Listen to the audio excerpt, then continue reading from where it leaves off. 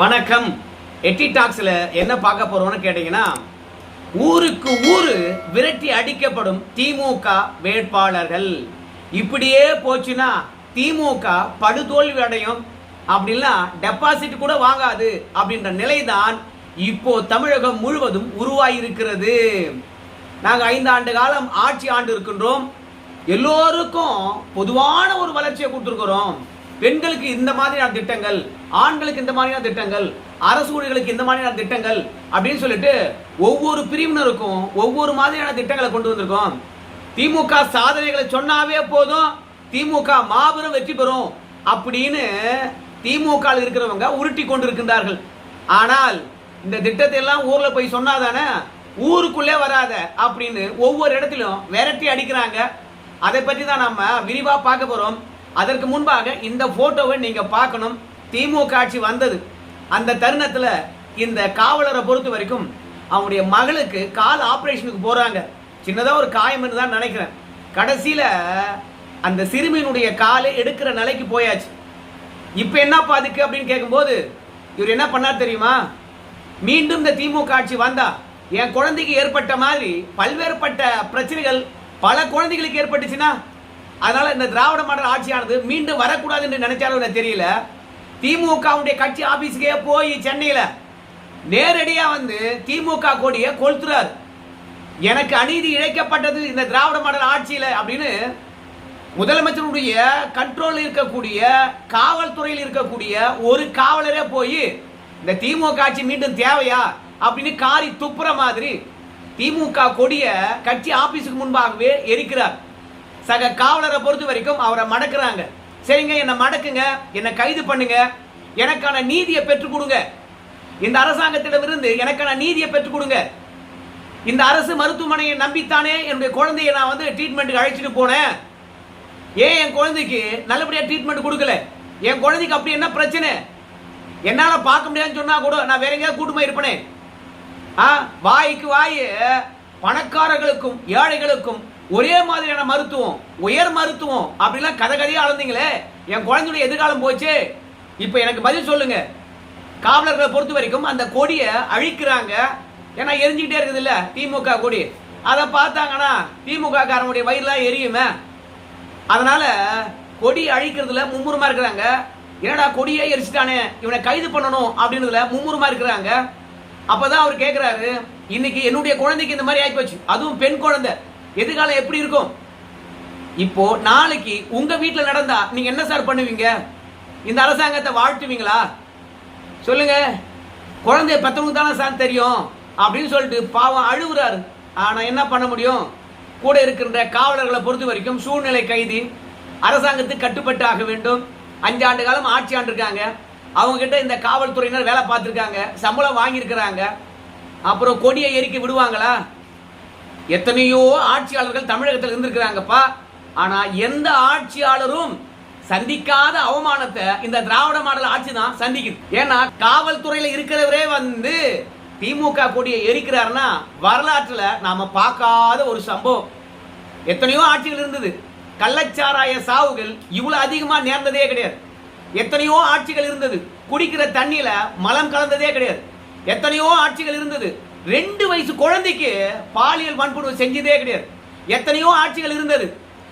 ஆளுங்கட்சி சார்ந்தவனே வந்து பாத்தீங்கன்னா போதை பொருள் 2000 கோடிக்கு வித்த வரலாறே கிடையாது. எத்தனையோ ஆட்சிகள் இருந்தது. பாலியல் வன்புணர்வுகளும் காவல்துறையினருக்கு பாலியல் சீண்டலும் ஆளுங்கட்சியினரே பண்ண கொடுமைய நாம இந்திய வரலாற்றுல பார்த்ததே கிடையாது. இப்படி எல்லா குற்றச்செயல்களுக்கும் திமுக பின்புலத்தை இதுவரைக்கும் வரலாற்றில் நம்ம பார்த்ததே கிடையாது. ஆனா பெருமைப்பட பேசுவாங்க இந்த திராவிட மாடல் ஆட்சி.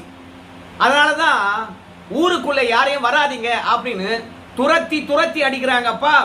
கிட்டத்தட்ட ஒரு ஊரே முன்னாடி வந்து நிக்குது. அந்த ஊரே முன்னாடி நின்றுக்கிட்டு திமுக வேட்பாளர் உள்ள வராரு.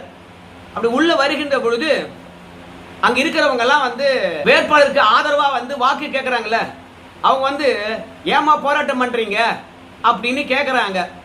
அவரை ஏன் நீங்க வாக்கு கேட்க கூடாதுன்னு சொல்றீங்க எங்க வேட்பாளரை அப்படின்னு சொல்றாங்க. எங்கேயும் இல்ல, இங்க உத்தரமேரூர் பக்கத்துல தான்.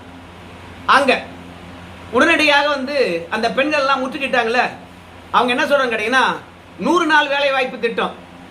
ஒரு வருஷமா வேலை இல்லை. இந்த எம்எல்ஏ எங்க போனாரு? இன்னைக்கு மட்டும் ஓடி வந்த ஓட்டு போடு ஓட்டு போடுன்னு கேட்கற இல்ல. அதனால 100 நாள் வேலை வாய்ப்பு திட்டம் எங்கய்யா, எங்களுக்கு ஏன் கொடுக்கல அப்படின்னு அந்த பெண்கள் எல்லாம் முற்றுகையிட்டு கேட்கறாங்க. அதனால திமுகவுக்கு நாங்க யாரும் ஓட்டு போட மாட்டோம், நீங்க போங்க அப்படின்னு சொல்றாங்க. உடனடியாக வேட்பாளருடன் இருக்கக்கூடிய உதவியாளர் வண்டியிலிருந்து இறங்கி ஏமா நாங்க 100 நாள் வேலை வாய்ப்பு திட்டம் நான் உங்களுக்கு தராமையா இருந்தோம், ஏன் ஒரு வருஷமா தரல? மோடி 1000 கோடி ரூபாய் பணத்தை விடுவிக்க வேண்டும், அதனால 1000 கோடி ரூபாய் பாத்தீங்கன்னா பணத்தை விடுவிக்கல, அதனால 100 நாள் வேலை வாய்ப்பு திட்டமானது உங்களுக்கு கிடைக்கல. கேட்க வேண்டியது மோடி கிட்ட, எங்க கிட்ட போய் நீ கோச்சிக்கிறியாமா அப்படின்னு வாக்க வாங்க வேண்டியதற்காக பொய் சொல்றாங்க. ஆனால் அந்த பெண்களை பொறுத்த வரைக்கும் விவரமா கேட்கறாங்க ஒரு கேள்வி, ஏன்பா இந்த மோடி எங்க ஊருக்கு மட்டும் பணம் தரலையா இல்ல பக்கத்து ஊருக்கும் பணம் தரலையா அப்படின்னு கேட்கறாங்க. இப்போ வேட்பாளருக்காக பரிந்து பேச வந்த அந்த உதவியாளர் என்ன பதில் சொல்லுவாரு? பக்கத்து ஊர்ல 100 நாள் வேலை வாய்ப்பு திட்டம் நடைமுறையில் இருக்குது, அங்க இருக்கிறவங்க வேலை பார்க்கறாங்க. நம்ம ஊர்ல நீ பொறுப்பாளர் இங்க இல்ல, உங்க கட்சிக்காரனுக்கு தெரியாதா இந்த ஊருக்கு 100 நாள் வேலை வாய்ப்பு திட்டம் கொடுக்கணும்னு சொல்லிட்டு மோடி அவங்களுக்கு எல்லாம் பணம் கொடுத்துக்கிறாரு. ஏன் நம்ம ஊருக்கு மட்டும் மோடி பணம் தரலையா? யாரை ஏமாத்த பாக்குற? ஓட்டும் கிடையாது ஒண்ணும் கிடையாது, கிளம்பே கிளம்பே அப்படின்னு சொல்லிட்டு விரட்டி அடிக்கிறாங்க. அப்புறம் இன்னொரு விஷயத்தை அழுத்தம் திருத்தமா சொல்லணும். ஏன்னா வரலாற்றிலே நம்ம பார்க்காத பல விஷயங்களை பட்டியலிட்டோம் இந்த செய்தியில. இன்னொரு விஷயமும் வரலாற்றில் நம்ம பார்க்காத விஷயம் என்ன தெரியுமா? சொந்த கட்சிக்காரனே பாத்தீங்கன்னா வேட்பாளரை விரட்டி அடிப்பது.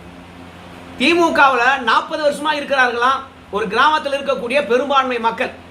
அந்த மக்கள் வேட்பாளர் வாக்கு கேட்கிறார். அப்படி கேட்கும் போது நீ அப்படியே அந்த வழியை பார்த்து அப்படியே போ, ஊர் உள்ள வந்துடாத அப்படின்னு சொல்லிட்டு அந்த மக்கள் கோபப்படுகின்றார்கள். நான் 40 வருஷமா திமுக இருக்கிறேன், உங்ககிட்ட எதுக்காக கேட்டிருப்பனா? இல்ல எனக்கு ஏதாவது செஞ்சிருப்பியா? ஆனா நான் உங்ககிட்ட ஒன்னே ஒன்று தான் கேட்டேன்.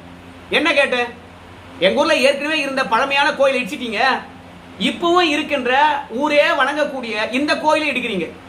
இந்த கோயில் நேத்து கட்டந்தா முந்தினேத்து கட்டந்தா, ஏன் இந்த கோயில் இடிக்கிறீங்க? ஏன் உங்களுக்கு தெரியாதா? பல முறை இந்த கோயில் பழமையான கோயில், இந்த கோயில் இடிக்க கூடாது, இந்த கோயில் இடிச்சிட்டு நீங்க செய்கிற எந்த நலத்திட்டமும் எங்களுக்கு வேணாம், எங்களை காக்கின்ற தெய்வம் இது மட்டும்தான் வேணும்னு சொல்லிட்டு முறையிட்டுமே. என்னைக்காவது அந்த கோயிலை இடிக்க கூடாது, அங்கதான் என்னுடைய தொகுதி வருது, என் மக்கள் கிட்ட நாளைக்கு வாக்கு கேட்க முடியாது அப்படின்னு சொல்லியிருக்கியா நீ? கட்சிக்காரன் நான் முறையிட்டேன்ல, அந்த பிரச்சனையை தீர்த்து வச்சியா? அப்புறம் என்னத்துக்கு என் ஊருக்குள்ள வர?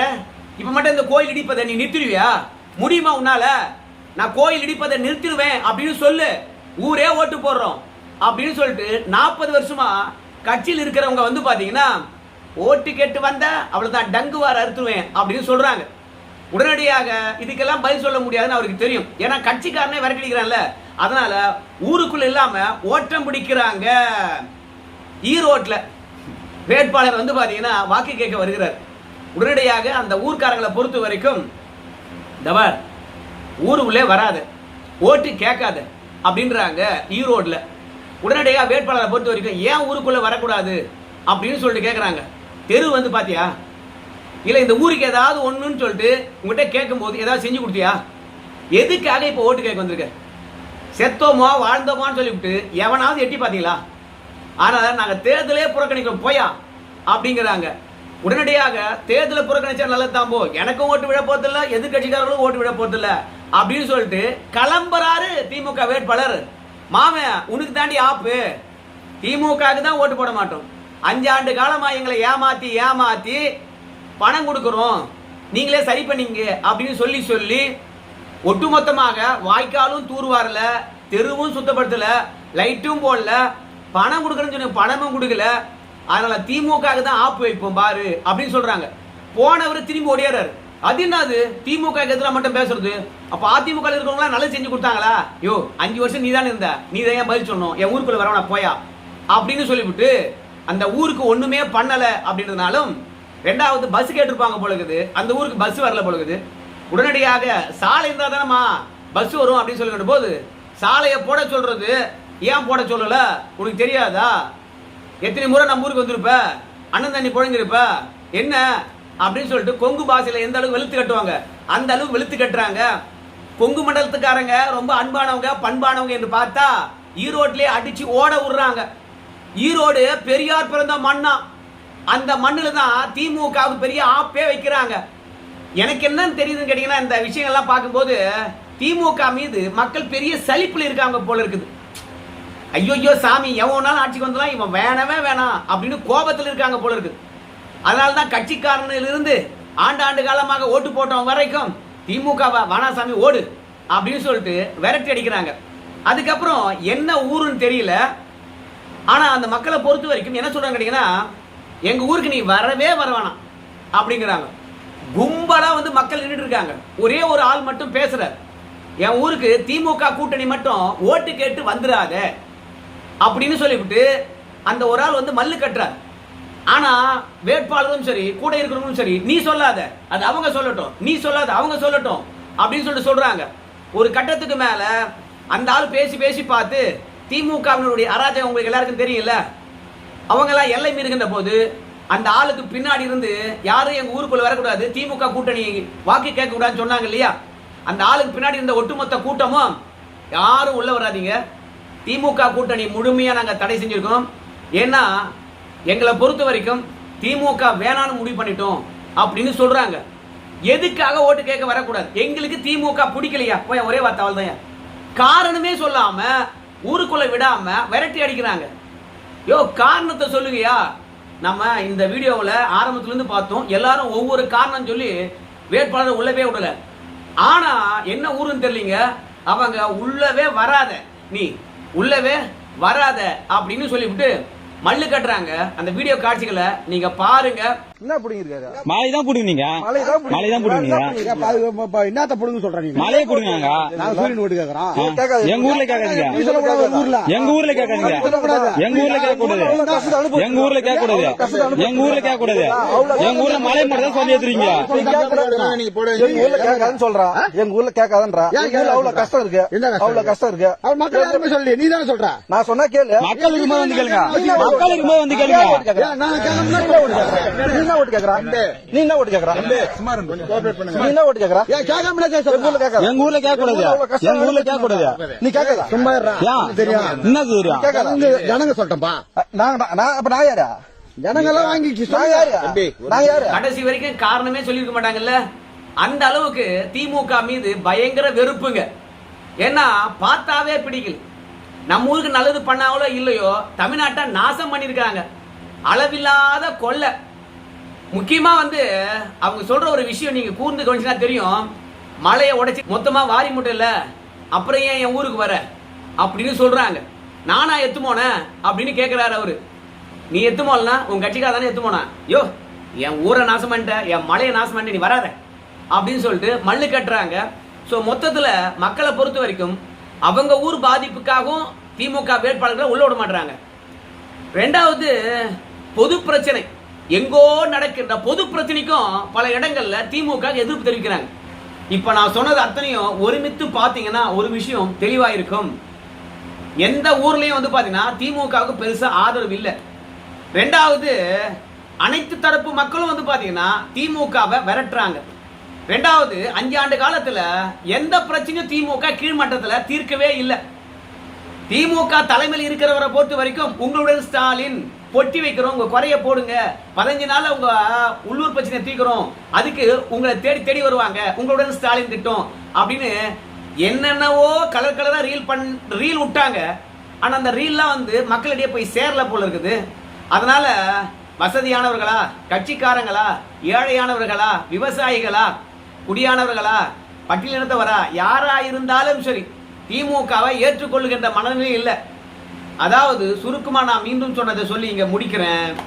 அனைத்து தரப்பு மக்களும் திமுக மீது கோபத்தில் இருப்பதனால, பெரும்பான்மையான ஊர்ல திமுகவினரை விரட்டி அடிப்பதனால இந்த திமுக எதிர்கட்சி அந்தஸ்து கூட பெருமா என்பதுதான் சந்தேகமா இருக்கிறது. ஏன்னா அதிகாரம் இருக்குதே என்பதற்காக ஆட்டம் ஆடிட்டாங்க. மக்களை தான் சந்திக்கிறோம், நம்ம மீண்டும் ஆட்சிக்கு வர்றது அப்படின்றத மறந்துட்டாங்க போல இருக்குது. அதனால மீண்டும் அவங்கள நாடி போனமே என்று ஏதாவது கொஞ்சம் நெஞ்சம் செஞ்சிருந்தாங்கன்னா இவங்க எல்லாம் மக்களே நல்ல மதிப்பை பெற்றிருப்பாங்க. ஸோ மறந்து போனதுனால மக்கள் நீங்க மறதி கொண்டவங்க, ஆனா நாங்க மறக்கலடா சாமி அப்படின்னு சொல்லிட்டு வெளுத்து விட்ட காட்சிகளை தான் இந்த வீடியோ முழுவதும் பார்த்தோம். இன்னும் இணையதளத்துல நிறைய வீடியோக்கள் வருதுங்க, அதெல்லாம் எடுத்து பேசணும்னு வச்சுங்களேன் வீடியோ லாங்கா போகும். ஒன்று மட்டும் சுருக்கமா தெரிஞ்சுக்குங்க, திமுக இந்த தேர்தலில் ஈஸியா வெற்றியும் பெறாது, அதே மாதிரி பெரிய தோல்வியும் அடையாது. ஈஸியா வெற்றியும் பெறாது, பெரிய தோல்வியும் அடையாது. அவங்களுக்கு உறுதுணையா இருப்பது அரசு அதிகாரிகளும் கையில் இருக்கின்ற பணமும். அதனால பெரிய தோல்வி அடையும் அப்படின்னு திமுக எதிர்பார்க்க முடியாது. ஆனால் மக்களிடையே அவங்களுக்கு ஆதரவு இல்லை என்பது மட்டும் புரிஞ்சுக்குங்க. சரி நண்பர்களே, இந்த வீடியோ தொடர்பாக உங்க கருத்து சொல்லுங்க. நன்றி.